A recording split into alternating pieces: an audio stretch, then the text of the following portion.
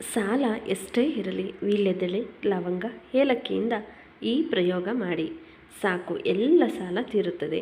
100% ಸತ್ಯ. ಒಮ್ಮೆ ಈ ಪ್ರಯೋಗ ಟ್ರೈ ಮಾಡಿ ನೋಡಿ, ನಿಜಕ್ಕೂ ಆಶ್ಚರ್ಯ ಪಡ್ತೀರಾ. ಸಾಲ ಎನ್ನುವುದು ಮನುಷ್ಯನಿಗೆ ಅತಿ ದೊಡ್ಡ ಶಾಪ ಎನ್ನಬಹುದು.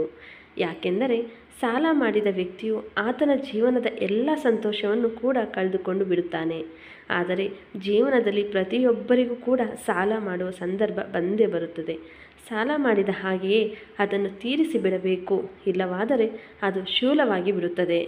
ಆಗ ನಾವು ನಮ್ಮ ಜೀವನದ ಅತಿ ದೊಡ್ಡ ಬೆಲೆಯನ್ನು ಅದಕ್ಕೆ ತೆರೆಯಬೇಕಾಗುತ್ತದೆ.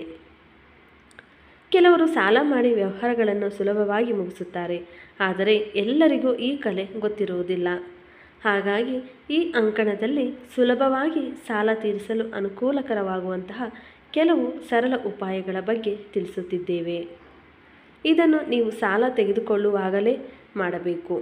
ಅದೇನೆಂದರೆ, ಯಾವುದೇ ಕಾರಣಕ್ಕೂ ಮಂಗಳವಾರ ಮತ್ತು ಶನಿವಾರದ ದಿನ ಸಾಲ ತೆಗೆದುಕೊಳ್ಳಬಾರದು. 8, 17, 26 ಇವುಗಳನ್ನು ಶನಿಗ್ರಹದ ಪ್ರಭಾವದ ಸಂಖ್ಯೆಗಳು ಎನ್ನಲಾಗುತ್ತದೆ.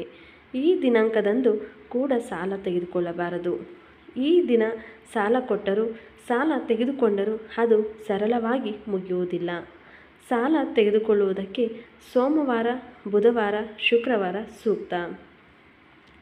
ನೀವು ಸಾಲ ಮಾಡಿ ಎಷ್ಟೇ ಕಷ್ಟಪಟ್ಟರೂ ಅದನ್ನು ತೀರಿಸಲು ಆಗುತ್ತಿಲ್ಲ ಎಂದರೆ ಈ ಉಪಾಯ ಮಾಡಿ. ಒಂದು ಮಂಗಳವಾರದ ದಿನದಂದು ಮನೆಯನ್ನು ಸ್ವಚ್ಛ ಮಾಡಿ, ನಿಮ್ಮ ಮನೆ ದೇವರ, ಇಷ್ಟ ದೇವರ ಹೆಸರು ಹೇಳಿ ದೇವರಿಗೆ ದೀಪ ಹಚ್ಚಿ ಪೂಜೆ ಮಾಡಿ. ನಂತರ ಒಂದು ವೀಳ್ಯದೆಲೆಯನ್ನು ತೆಗೆದುಕೊಳ್ಳಿ.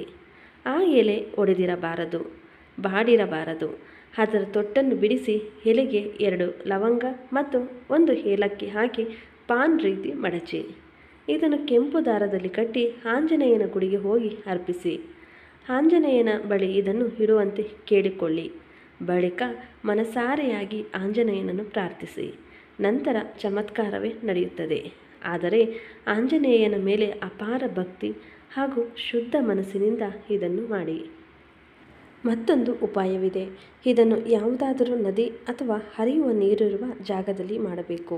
ನೀವು ಮನೆಯಲ್ಲಿ ಈಶ್ವರ ಹಾಗೂ ಆಂಜನೇಯನನ್ನು ಪ್ರಾರ್ಥಿಸಿ ಸಾಲ ತೀರಿಸಲು ಮಾರ್ಗ ತೋರಿ ಎಂದು ಹೇಳಿಕೊಂಡು ಹರಿಯುವ ನೀರು ಇರುವ ಕಡೆಗೆ ಹೋಗಿ 1 ವೀಳ್ಯದೆಲೆಯಲ್ಲಿ 2 ಲವಂಗ ಹಾಕಿ ಅದನ್ನು ನೀರಿಗೆ ಹರಿಯಲು ಬಿಡಬೇಕು. ಅದು ಹೇಗೆ ಕೊಚ್ಚಿಕೊಂಡು ಹೋಗುತ್ತದೆಯೋ ಹಾಗೆ ನಿಮ್ಮ ಕಷ್ಟಗಳು ಕೊಚ್ಚಿಕೊಂಡು ಹೋಗುತ್ತವೆ ಎಂದು ಹೇಳಲಾಗುತ್ತದೆ.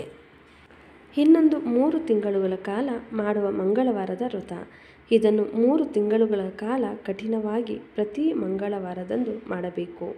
ಮಧ್ಯದಲ್ಲಿ ಮಹಿಳೆಯರಿಗೆ ಮಾಡಲು ಸಾಧ್ಯವಾಗಲಿಲ್ಲ ಎಂದರೆ ನಾವು ಕುಟುಂಬದ ಯಾವುದಾದರೂ ಸದಸ್ಯರು ಆ ವಾರ ಮಾಡಬಹುದು. ಇದನ್ನು ಮಾಡುವುದು ಬಹಳ ಸರಳ.